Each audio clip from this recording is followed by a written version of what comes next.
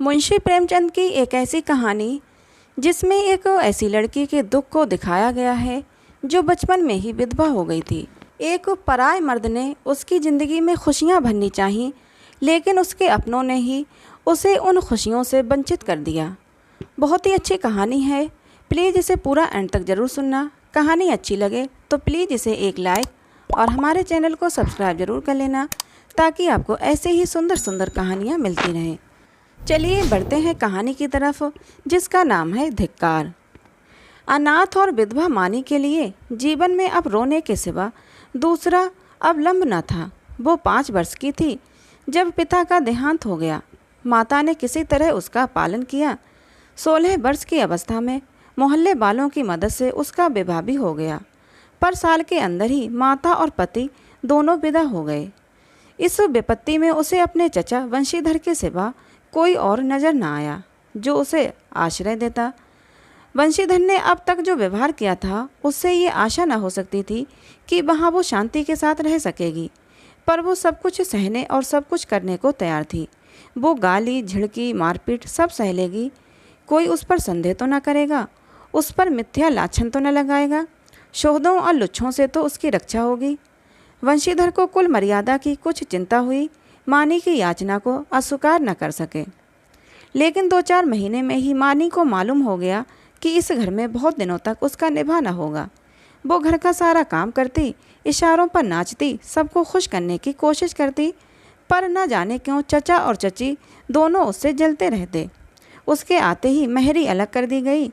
नहलाने धुलाने के लिए एक लौंडा था, उसे भी जवाब दे दिया गया।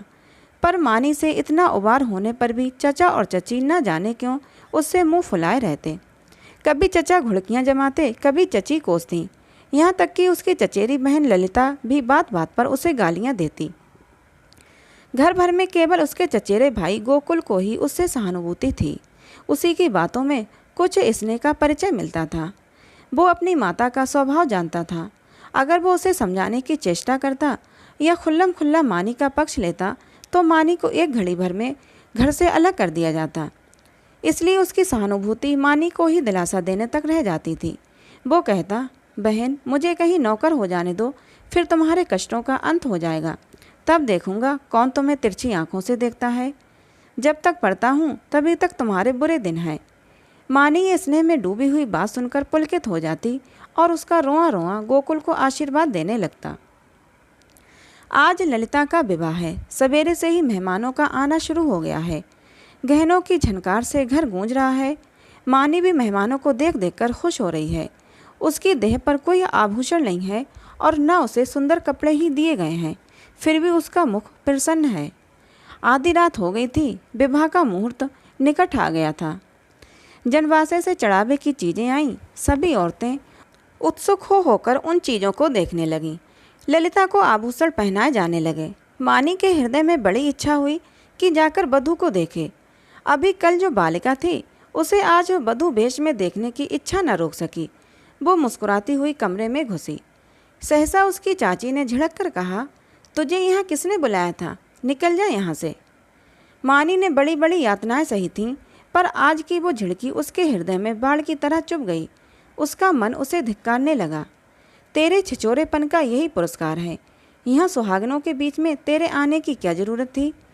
वो खिसियाई हुई कमरे से निकली और एकांत में बैठकर रोने के लिए ऊपर जाने लगी। सहसा जीने पर उसकी इंद्रनाथ से मुठभेड़ हो गई। इंद्रनाथ गोकुल का सहपाठी और परम मित्र था। वो भी न्योते में आया हुआ था। इस वक्त तो गोकुल को खोजने के लिए ऊपर आया था। मानी को वो 2 बार देख चुका था और ये भी जानता था कि यहाँ उसके साथ बड़ा दुर्व्यवहार किया जाता है। चाची की बातों की भनक उसके कान में भी पड़ गई थी। मानी को ऊपर जाते देखकर वो उसके चित्त का भाव समझ गया और उसे सांत्वना देने के लिए ऊपर आया, मगर दरवाज़ा भीतर से बंद था। उसने किवाड़ की दरार से भीतर झांका। मानी मेज के पास खड़ी रो रही थी। उसने धीरे से कहा, मानी द्वार खोल दो। मानी उसकी आवाज़ सुनकर कोने में छिप गई और गंभीर स्वर में बोली, क्या काम है? इंद्रनाथ ने गदगद स्वर में कहा, तुम्हारे पैरों पड़ता हूँ मानी, खोल दो। ये स्नेह में डूबा हुआ विनय मानी के लिए अभूतपूर्व था। इस निर्दयी संसार में कोई उससे ऐसी विनती भी कर सकता है इसकी उसने स्वप्न में भी कल्पना न की थी। मानी ने कांपते हुए हाथों से द्वार खोल दिया। इंद्रनाथ झपटकर कमरे में घुसा। देखा कि छत से पंखे के कड़े से एक रस्सी लटक रही है। उसका हृदय कांप उठा। उसने तुरंत जेब से चाकू निकालकर रस्सी काट दी और बोला, क्या करने जा रही थी मानी? जानती हो इस अपराध का क्या दंड है? मानी ने गर्दन झुकाकर कहा, इस दंड से कोई और दंड कठोर हो सकता है? जिसकी सूरत से लोगों को घृणा है, उसे मरने के लिए भी अगर कठोर दंड दिया जाए तो मैं यही कहूँगी कि ईश्वर के दरबार में न्याय का नाम भी नहीं। तुम मेरी दशा का अनुभव नहीं कर सकते। इंद्रनाथ की आंखें सजल हो गईं। मानी की बातों में कितना कठोर सत्य भरा हुआ था। बोला, सदा ये दिन नहीं रहेंगे मानी। अगर तुम ये समझ रही हो कि संसार में कोई तुम्हारा नहीं है तो ये तुम्हारा भ्रम है। संसार में कम से कम एक मनुष्य ऐसा है जिसे तुम्हारे प्राण अपने प्राणों से भी प्यारे हैं। सहसा गोकुल आता हुआ दिखाई दिया। मानी कमरे से निकल आई। इंद्रनाथ के शब्दों ने उसके मन में एक तूफान सा उठा दिया था। उसका क्या आशय है ये उसकी समझ में न आया, फिर भी आज उसे अपना जीवन सार्थक मालूम हो रहा था। उसके अंधकार में जीवन में एक प्रकाश का उदय हो गया। इंद्रनाथ को वहाँ बैठे और मानी को कमरे से जाते देखकर गोकुल को कुछ खटक गया। उसकी त्योरियां बदल गईं। कठोर स्वर में बोला, तुम यहाँ कब आए? इंद्रनाथ ने अविचलित भाव से कहा, तुम्ही को खोजता हुआ यहाँ आया था। तुम यहाँ न मिले तो नीचे लौटा जा रहा था। अगर चला गया होता तो इस वक्त तुम्हें ये कमरा बंद मिलता और पंखे के कड़े में एक लाश लटकती हुई नजर आती। गोकुल ने समझा ये अपने अपराध को छुपाने के लिए बहाना बना रहा है। तीव्र कंठ से बोला, तुम ये विश्वासघात करोगे, मुझे ऐसी आशा न थी। इंद्रनाथ का चेहरा लाल हो गया। वो आवेश में खड़ा हो गया और बोला, ना मुझे ये आशा थी कि तुम मुझ पर इतना बड़ा लांछन रख दोगे। मुझे ना मालूम था कि तुम मुझे इतना नीच और कुटिल समझते हो। मानी तुम्हारे लिए तिरस्कार की वस्तु हो, मेरे लिए वो श्रद्धा की वस्तु है और रहेगी। मुझे तुम्हारे सामने अपनी सफाई देने की ज़रूरत नहीं है, लेकिन मानी मेरे लिए उससे कहीं पवित्र है जितनी तुम समझते हो। मैं नहीं चाहता था कि इस वक्त तुमसे ये बातें कहूँ, इसके लिए और अनुकूल परिस्थितियों की राह देख रहा था, लेकिन मामला आ पड़ने पर कहना ही पड़ रहा है। मैं ये तो जानता था कि मानी का तुम्हारे घर में कोई आदर नहीं है, लेकिन तुम लोग उसे इतना नीच और त्याज्य समझते हो, ये आज तुम्हारी माता जी की बातें सुनकर मालूम हुआ। केवल इतनी सी बात के लिए वो चढ़ावे के गहने देखने चली गई थी। तुम्हारी माता ने उसे बुरी तरह झिड़क दिया, जैसे कोई कुत्ते को भी ना झिड़केगा। तुम कहोगे इसमें मैं क्या करूं? मैं कर ही क्या सकता हूं? जिस घर में एक अनाथ स्त्री पर इतना अत्याचार हो, उस घर का पानी पीना भी मेरे लिए हराम है। अगर तुमने अपनी माता को पहले से ही समझा दिया होता तो आज ये नौबत ना आती। तुम इस इल्ज़ाम से नहीं बच सकते। तुम्हारे घर में आज उत्सव है। मैं तुम्हारे माता पिता से कुछ बातचीत नहीं कर सकता, लेकिन तुमसे कहने में संकोच नहीं है कि मानी को मैं अपनी जीवन सहचरी बनाकर अपने को धन्य समझूंगा। मैंने समझा था अपना कोई ठिकाना करके तब ये प्रस्ताव रखूंगा, पर मुझे भय है कि और विलम्ब करने में शायद मानी से हाथ धोना पड़े। इसलिए तुम्हें और तुम्हारे घर वालों को चिंता से मुक्त करने के लिए मैं आज ही ये प्रस्ताव किए देता हूँ। गोकुल के हृदय में इंद्रनाथ के प्रति ऐसी श्रद्धा कभी न हुई थी। उस पर ऐसा संदेह करके वो बहुत ही लज्जित हुआ। उसने ये अनुभव भी किया कि माता के भय से मैं मानी के विषय में तटस्थ रहकर कायरता का दोषी हुआ हूँ। ये केवल कायरता थी और कुछ नहीं। कुछ झेंपता हुआ बोला, अगर अम्मा ने मानी को इस बात पर झिड़का तो वो उनकी मूर्खता है। मैं उनसे अवसर मिलते ही पूछूंगा। इंद्रनाथ, अब पूछने पाछने का समय निकल गया।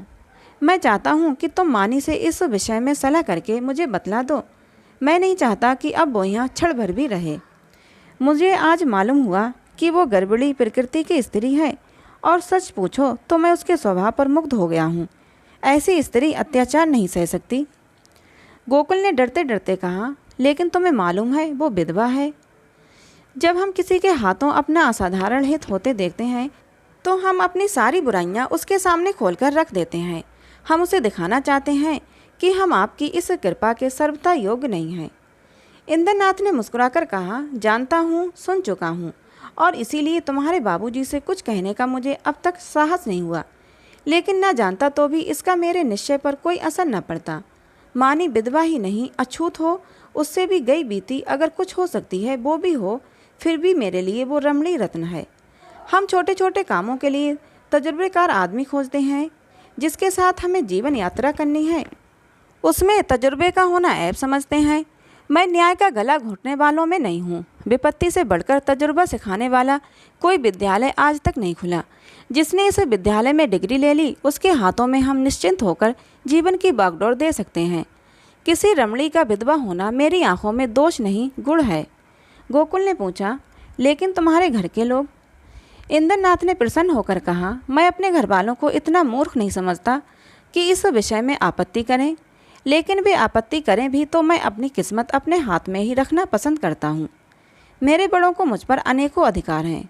बहुत सी बातों में मैं उनकी इच्छा को कानून समझता हूँ, लेकिन जिस बात को मैं अपनी आत्मा के विकास के लिए शुभ समझता हूँ उसमें मैं किसी से दबना नहीं चाहता। मैं इस गर्व का आनंद उठाना चाहता हूँ कि मैं स्वयं अपने जीवन का निर्माता हूँ। गोकुल ने कुछ शंकित होकर कहा, और अगर मानी न मंजूर करे? इंद्रनाथ को ये शंका बिल्कुल निर्मूल जान पड़ी। बोले, तुम इस समय बच्चों की सी बात कर रहे हो गोकुल। ये मानी हुई बात है कि मानी आसानी से मंजूर न करेगी। वो इस घर में ठोकरें खाएगी, झिड़कियाँ सहेगी, गालियाँ भी सुनेगी, पर इसी घर में रहेगी। युगों के संस्कार को मिटा देना आसान नहीं है, लेकिन हमें उसको राजी करना पड़ेगा। उसके मन से संचित संस्कारों को निकालना पड़ेगा। मैं विधवाओं के पुनर्विवाह के पक्ष में नहीं हूँ। मेरा ख्याल है कि पतिव्रत का अलौकिक आदर्श संसार का अमूल रत्न है और हमें बहुत सोच समझकर उस पर आघात करना चाहिए।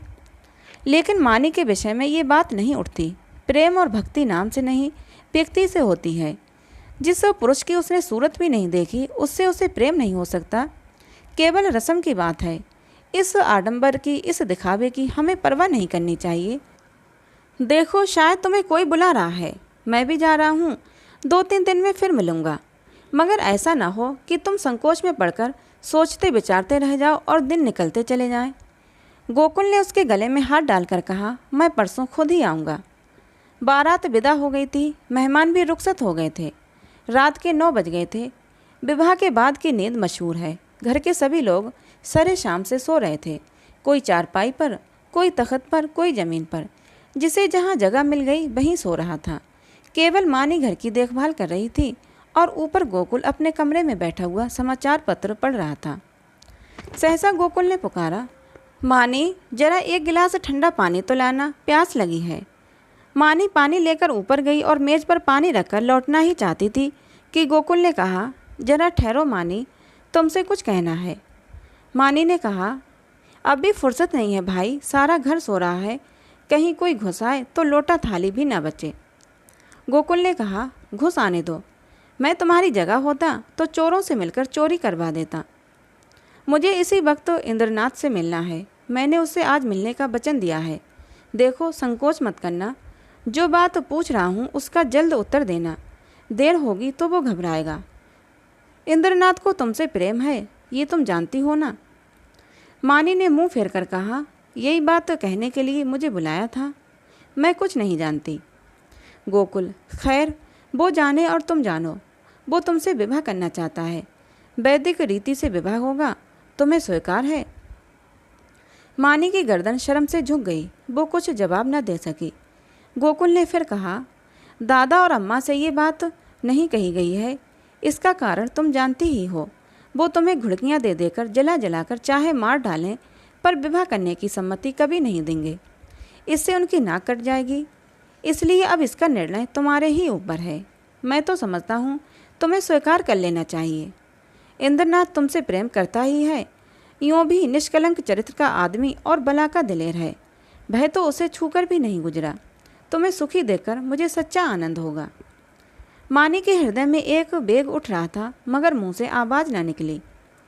गोकुल ने अब की खींच कर कहा, देखो मानी, ये चुप रहने का समय नहीं है। क्या सोचती हो? मानी ने कांपते स्वर में कहा, हाँ। गोकुल के हृदय का बोझ हल्का हो गया। मुस्कुराने लगा। मानी शर्म के मारे वहाँ से भाग गई। शाम को गोकुल ने अपनी माँ से कहा, अम्मा, इंद्रनाथ के घर आज कोई उत्सव है। उसकी माता अकेली घबरा रही हैं कि कैसे सब होगा। मैंने कहा, मैं मानी को कल भेज दूँगा। तुम्हारी आज्ञा हो तो मानी को वहाँ पहुँचा दूँ। कल परसों तक चली आएगी। मानी उसी वक्त वहाँ आ गई। गोकुल ने उसकी ओर कनखियों से ताका। मानी लज्जा से गड़ गई, भागने का रास्ता ना मिला। माँ ने कहा, मुझसे क्या पूछते हो, वो जाए तो ले जाओ। गोकुल ने मानी से कहा, कपड़े पहनकर तैयार हो जाओ, तुम्हें इंद्रनाथ के घर चलना है। मानी ने आपत्ति की, मेरा जी अच्छा नहीं है, मैं न जाऊंगी। गोकुल की माँ ने कहा, चली क्यों नहीं जाती, क्या वहाँ कोई पहाड़ खोदना है। मानी एक सफ़ेद साड़ी पहनकर तांगे पर बैठी तो उसका हृदय कांप रहा था और बार बार आंखों में आंसू भर आते थे। उसका हृदय बैठा जाता था, मानो नदी में डूबने जा रही हो। तांगा कुछ दूर निकल गया तो उसने गोकुल से कहा, भैया मेरा जी न जाने कैसा हो रहा है, घर चलो, तुम्हारे पैर पड़ती हूँ। गोकुल ने कहा, तू पागल है, वहाँ सब लोग तेरी राह देख रहे हैं और तू कहती है लौट चलो। मानी, मेरा मन कहता है कोई अनिष्ट होने वाला है। गोकुल, और मेरा मन कहता है तू रानी बनने जा रही है। मानी, 10-5 दिन ठहर क्यों नहीं जाते, कह देना मानी बीमार है। गोकुल, पागलों की सी बातें ना करो। मानी, लोग कितना हंसेंगे। गोकुल, मैं शुभ कार्य में किसी की हंसी की परवाह नहीं करता। मानी, अम्मा तुम्हें घर में घुसने न देंगी, मेरे कारण तुम्हें भी झिड़कियाँ मिलेंगी। गोकुल, इसकी कोई परवाह नहीं है, उनकी तो ये आदत ही है। तांगा पहुंच गया। इंद्रनाथ की माता विचारशील महिला थीं। उन्होंने आकर वधू को उतारा और भीतर ले गईं। गोकुल वहाँ से घर चला तो 11 बज रहे थे। एक ओर तो शुभ कार्य के पूरा करने का आनंद था, दूसरी ओर भय था कि कल मानी ना आएगी तो लोगों को क्या जवाब दूंगा। उसने निश्चय किया, चलकर साफ साफ कह दूं, छिपाना व्यर्थ है, आज नहीं कल, कल नहीं परसों तो सब कुछ कहना ही पड़ेगा, तो आज ही क्यों ना कह दूं। ये निश्चय करके वो घर में दाखिल हुआ। माता ने किवाड़ खोलते हुए कहा, इतनी रात तक क्या करने लगे, उसे भी क्यों न लेते आए, कल सवेरे चौका बर्तन कौन करेगा। गोकुल ने सिर झुकाकर कहा, वो तो अब शायद लौट कर ना आए अम्मा, उसके वहीं रहने का प्रबंध हो गया है। माता ने आंखें फाड़ कर कहा, क्या बकता है, भला वो वहाँ कैसे रहेगी। गोकुल, इंद्रनाथ से उसका विवाह हो गया है। माता मानो आकाश से गिर पड़ी। उन्हें कुछ सुध न रही कि मेरे मुंह से क्या निकल रहा है। कुलागार, भड़वा, हरामजादा, ना जाने क्या क्या कहा। यहाँ तक कि गोकुल का धैर्य चरम सीमा का उल्लंघन कर गया। उसका मुंह लाल हो गया, त्योरियाँ चढ़ गईं। बोला, अम्मा बस करो, अब मुझ में इससे ज़्यादा सुनने की सामर्थ्य नहीं है। अगर मैंने कोई अनुचित कर्म किया होता तो आपकी जूतियाँ खाकर भी सिर न उठाता, मगर मैंने कोई अनुचित कर्म नहीं किया है। मैंने वही किया जो ऐसी दशा में मेरा कर्तव्य था और जो हर एक भले आदमी को करना चाहिए। तुम मूर्ख हो, तुम्हें नहीं मालूम कि समय की क्या प्रगति है। इसीलिए अब तक मैंने धैर्य के साथ तुम्हारी गालियाँ सुनी। तुमने और मुझे दुख के साथ कहना पड़ता है कि पिताजी ने भी मानी के जीवन को नरकीय बना रखा था। तुमने उसे ऐसी ऐसी ताड़नाएं दी जो कोई अपने शत्रु को भी ना देगा। इसीलिए ना कि वो तुम्हारी आश्रित थी, इसीलिए ना कि वो अनाथनी थी। अब वो तुम्हारी गालियाँ खाने ना आवेगी। जिस दिन तुम्हारे घर विवाह का उत्सव हो रहा था, तुम्हारे ही एक कठोर वाक्य से आहत होकर वो आत्महत्या करने जा रही थी। इंद्रनाथ उस समय ऊपर न पहुंच जाते तो आज हम तुम सारा घर हवालात में बैठा होता। माता ने आंखें मटकाकर कहा, आहा, कितने सपूत बेटे हो तुम कि सारे घर को संकट से बचा लिया। क्यों ना हो, अभी बहन की बारी है, कुछ दिन में मुझे ले जाकर किसी के गले में बांध आना, फिर तुम्हारी चांदी हो जाएगी। ये रोजगार सबसे अच्छा है, पढ़ लिख कर क्या करोगे। गोकुल मर्म वेदना से तिलमिला उठा, व्यथित कंठ से बोला, ईश्वर न करे कि कोई बालक तुम जैसी माता के गर्भ से जन्म ले, तुम्हारा मुंह देखना भी पाप है। ये कहता हुआ वो घर से निकल पड़ा और उन मत्तों की तरह एक तरफ चल खड़ा हुआ। जोर के झोंके चल रहे थे, पर उसे ऐसा मालूम हो रहा था कि सांस लेने के लिए हवा नहीं है। 1 सप्ताह बीत गया पर गोकुल का कहीं पता नहीं।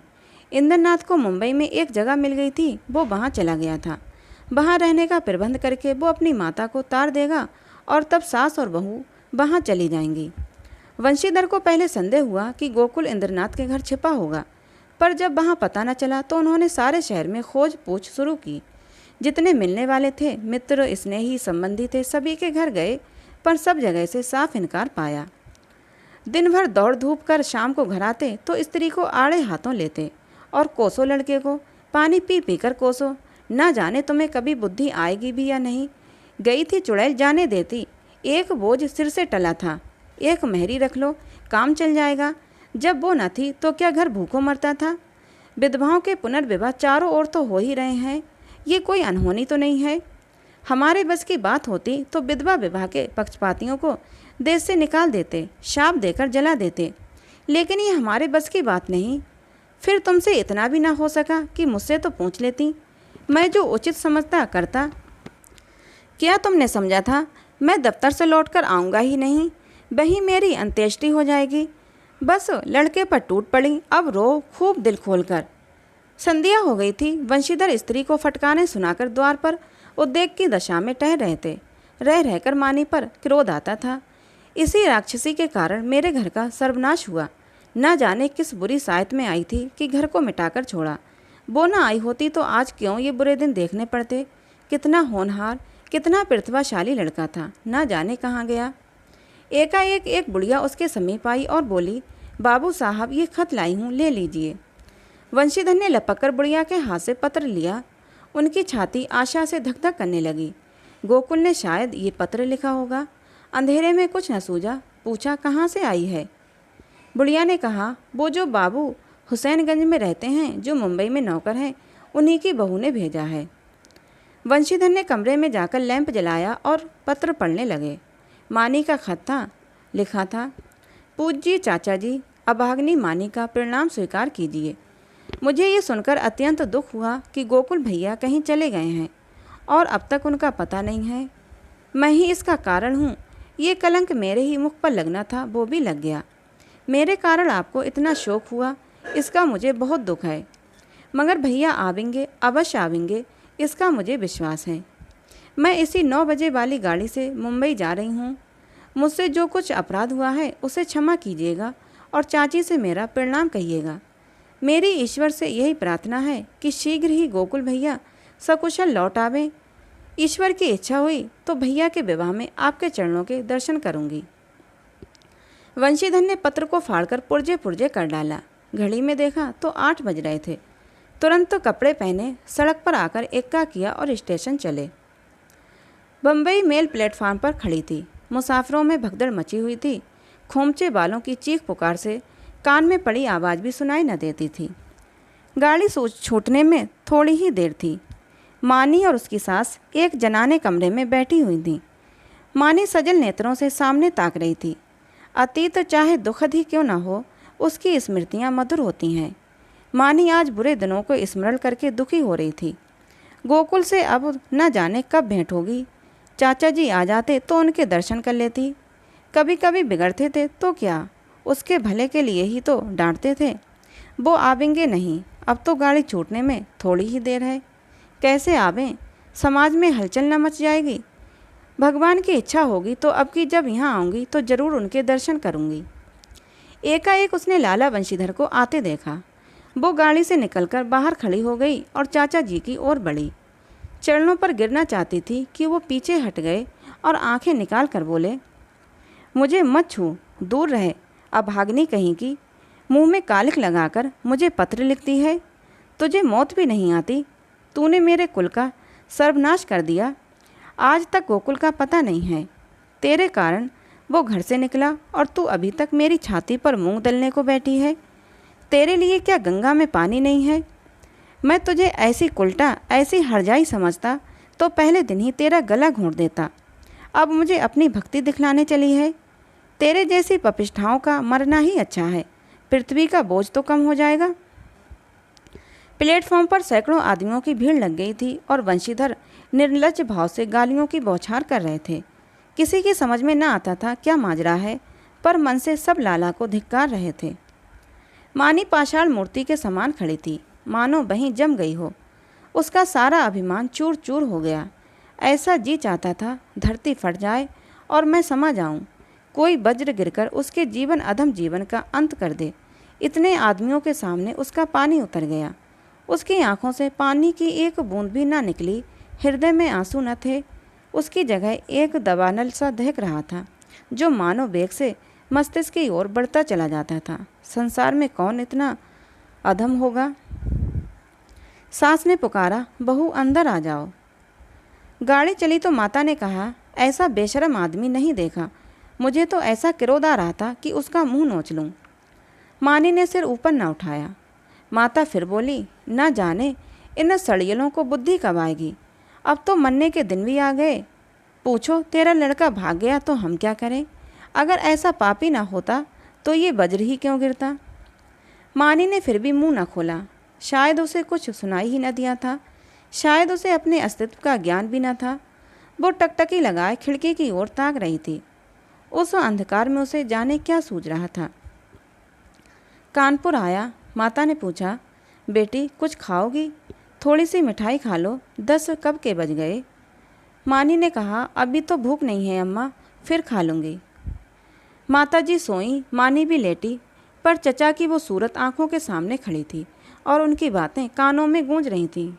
आहा, मैं इतनी नीच, ऐसी पतित कि मेरे मर जाने से पृथ्वी का भार हल्का हो जाएगा। क्या कहा था, तू अपने माँ बाप की बेटी है तो फिर मुंह मत दिखाना। ना दिखाऊंगी, जिस मुंह पर ऐसी कालिमा लगी हुई है उसे किसी को दिखाने की इच्छा भी नहीं है। गाड़ी अंधकार को चीरती चली जा रही थी। मानी ने अपना ट्रंक खोला और अपने आभूषण निकालकर उसमें रख दिए। फिर इंद्रनाथ का चित्र निकालकर उसे देर तक देखती रही। उसकी आंखों में गर्व की एक झलक सी दिखाई दी। उसने तस्वीर रख दी और आप ही आप बोली, नहीं नहीं, मैं तुम्हारे जीवन को कलंकित नहीं कर सकती। तुम देवतुल्य हो, तुमने मुझ पर दया की है। मैं अपने पूर्व संस्कारों का प्रायश्चित कर रही हूँ। तुमने मुझे उठाकर हृदय से लगा लिया, लेकिन मैं तुम्हें कलंकित न करूँगी। तुम्हें मुझसे प्रेम है, तुम मेरे लिए अनादर, अपमान, निंदा सब सह लोगे, पर मैं तुम्हारे जीवन का भार न बनूंगी। गाड़ी अंधकार को चीरती चली जा रही थी। मानी आकाश की ओर इतनी देर तक देखती रही कि सारे तारे अदृश्य हो गए और उस अंधकार में उसे अपनी माता का स्वरूप दिखाई दिया, ऐसा उज्जवल, ऐसा प्रत्यक्ष कि उसने चौंक कर आंखें बंद कर लीं। न जाने कितनी रात गुजर चुकी थी। दरवाज़ा खुलने की आहट से माताजी की आंखें खुल गईं। गाड़ी तेजी से चलती जा रही थी, मगर बहू का कहीं पता न था। वो आंखें मलकर उठ बैठी और पुकारा, बहू बहू। कोई जवाब न मिला। उनका हृदय धक धक करने लगा। ऊपर के बर्थ पर नज़र डाली, पेशाब खाने में देखा, बेंचों के नीचे देखा, बहू कहीं न थी। तब वो द्वार पर आकर खड़ी हो गई। बहू का क्या हुआ, ये द्वार किसने खोला, कोई गाड़ी में तो नहीं आया। उनका जी घबराने लगा। उन्होंने किवाड़ बंद कर दिया और ज़ोर ज़ोर से रोने लगीं। किससे पूछें, डाक गाड़ी अब न जाने कितनी देर में रुकेगी। कहती थी बहू मर्दानी गाड़ी में बैठें, पर मेरा कहना न माना। कहने लगी, अम्मा जी आपको सोने में तकलीफ़ होगी, यहीं आराम दे गई। सहसा उसे खतरे की जंजीर याद आई। उसने ज़ोर ज़ोर से कई बार जंजीर खींची। कई मिनट के बाद गाड़ी रुकी। गार्ड आया। पड़ोस के कमरे से 2-4 आदमी और भी आए। फिर लोगों ने सारा कमरा तलाश किया। नीचे तख्ते को ध्यान से देखा, रक्त का कोई चिन्ह न था। असबाब की जांच की। बिस्तर, संदूक, संदूकची, बर्तन सब मौजूद थे। ताले भी सब बंद थे। कोई चीज़ गायब न थी। अगर बाहर से कोई आदमी आता तो चलती गाड़ी से जाता कहाँ। एक स्त्री को लेकर गाड़ी से कूद जाना असंभव था। सब लोग इन लक्षणों से इसी नतीजे पर पहुँचे कि मानी द्वार खोलकर बाहर झांकने लगी और मुठिया हाथ से छूट जाने के कारण गिर पड़ी होगी। गार्ड भला आदमी था। उसने नीचे उतरकर 1 मील तक सड़क के दोनों तरफ तलाश किया। मानी का कोई निशान न मिला। रात को इससे ज़्यादा और क्या किया जा सकता था।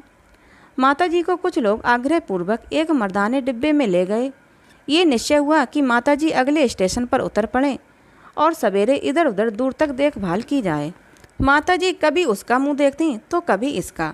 उनकी याचना से भरी हुई आंखें मानो सबसे कह रही थीं, कोई मेरी बच्ची को खोज क्यों नहीं लाता। हाय, अभी तो बेचारी की चुनरी भी मैली नहीं हुई थी। कैसे कैसे साधुओं और अरमानों से भरी पति के पास जा रही थी। कोई उस दुष्ट बंशीधर से जाकर कहता क्यों नहीं, ले तेरी मनोभिलाषा पूरी हो गई, जो तू चाहता था वो पूरा हो गया, क्या अब भी तेरी छाती नहीं जुड़ाती। वृद्धा बैठी रो रही थी और गाड़ी अंधकार को चीरती चली जाती थी। रविवार का दिन था। संध्या समय इंद्रनाथ 2-3 मित्रों के साथ अपने घर की छत पर बैठा हुआ था। आपस में हास परिहास हो रहा था। मानी का आगमन इस परिहास का विषय था। एक मित्र बोले, क्यों इंद्र, तुमने तो वैवाहिक जीवन का कुछ अनुभव किया है, हमें क्या सलाह देते हो?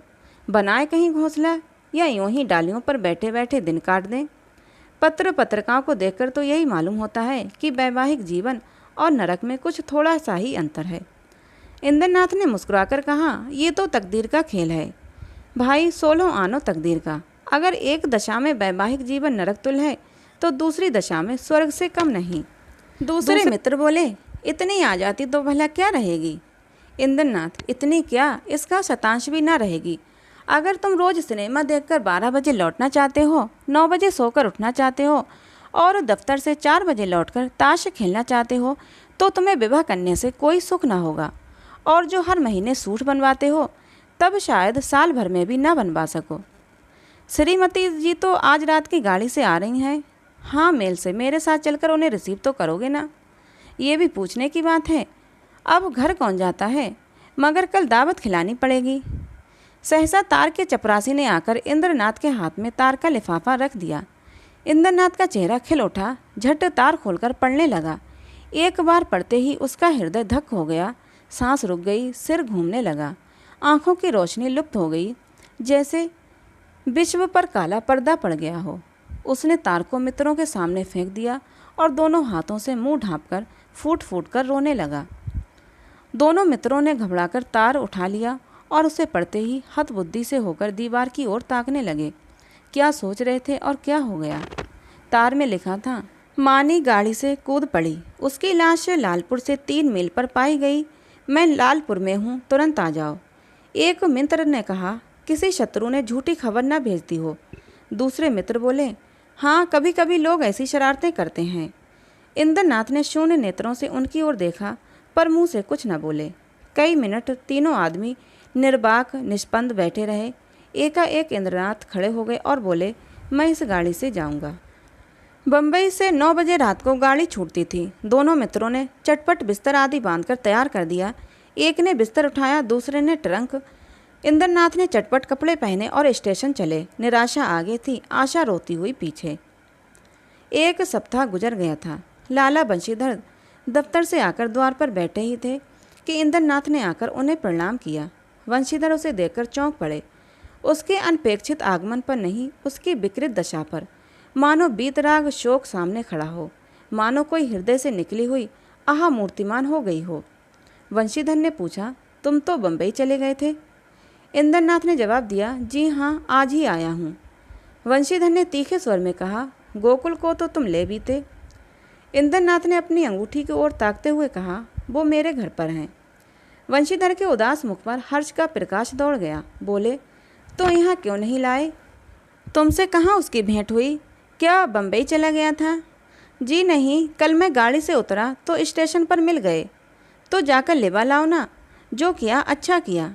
ये कहते हुए वो घर में दौड़े। एक क्षण में गोकुल की माता ने उसे अंदर बुलाया। वो अंदर गया तो माता ने उसे सिर से पांव तक देखा। तुम बीमार थे क्या भैया? चेहरा क्यों इतना उतरा है? गोकुल की माता ने पानी का लोटा रखकर कहा, हाथ मुंह धो डालो बेटा। गोकुल है तो अच्छी तरह, कहाँ रहा इतने दिन? तब से सैकड़ों मन्नतें मान डाली, आया क्यों नहीं? इंद्रनाथ ने हाथ मुंह धोते हुए कहा, मैंने तो कहा था चलो, लेकिन डर के मारे नहीं आते। और था कहाँ इतने दिन? कहते थे देहातों में घूमता रहा। तो क्या तुम अकेले बम्बई से आए हो? जी नहीं, अम्मा भी आई हैं। गोकुल की माता ने कुछ सकुचा कर पूछा, मानी तो अच्छी तरह है? इंद्रनाथ ने हंसकर कहा, जी हाँ, अब वो बड़े सुख से है, संसार के बंधनों से छूट गई। माता ने अविश्वास करके कहा, चल नटखट कहीं का, बेचारी को कोस रहा है। मगर इतनी जल्दी बम्बई से लौट क्यों आए? इंद्रनाथ ने मुस्कुराते हुए कहा, क्या करता, माता जी का तार बम्बई में मिला कि मानी ने गाड़ी से कूदकर प्राण दे दिए। वो लालपुर में पड़ी हुई थी, दौड़ा हुआ आया, वहीं दाह क्रिया की, आज घर चला आया। अब मेरा अपराध क्षमा कीजिए। वो और कुछ न कह सका। आंसुओं के बेग ने गला बंद कर दिया। जेब से एक पत्र निकालकर माता के सामने रखा और बोला, उसके संदूक में यही पत्र मिला है। गोकुल की माता कई मिनट तक मरमाहत सी बैठी रह गई और जमीन की ओर ताकती रही। शोक और उससे अधिक पश्चाताप ने सिर को दबा रखा था। फिर पत्र उठाकर पढ़ने लगी। लिखा था, स्वामी, जब ये पत्र आपके हाथों में पहुंचेगा तब तक मैं इस संसार से विदा हो जाऊंगी। मैं बड़ी अभागिन हूँ, मेरे लिए संसार में स्थान नहीं है। आपको भी मेरे कारण कलेश और निंदा ही मिलेगी। मैंने सोच कर देखा और यही निश्चय किया कि मेरे लिए मरना ही अच्छा है। मुझ पर आपने जो दया की थी उसके लिए आपको क्या प्रतिदान करूं? जीवन में मैंने कभी किसी वस्तु की इच्छा नहीं की, परंतु मुझे दुख है कि आपके चरणों पर सिर रखकर ना मर सकी। मेरी अंतिम याचना है कि मेरे लिए आप शोक न कीजिएगा। ईश्वर आपको सदा सुखी रखे। माताजी ने पत्र रख दिया और आंखों से आंसू बहने लगे। बरामदे में बंशीधर निस्पंद खड़े थे, जैसे मानी लज्जानत उनके सामने खड़ी थी। तो दोस्तों, ये कहानी थी धिक्कार, मुंशी प्रेमचंद के द्वारा लिखी हुई। कहानी आपको कैसी लगी कमेंट बॉक्स में ज़रूर बताना। ऐसी ही और कहानियाँ सुनने के लिए हमारे चैनल को सब्सक्राइब जरूर कर लेना। मिलते हैं अगली किसी नई कहानी के साथ।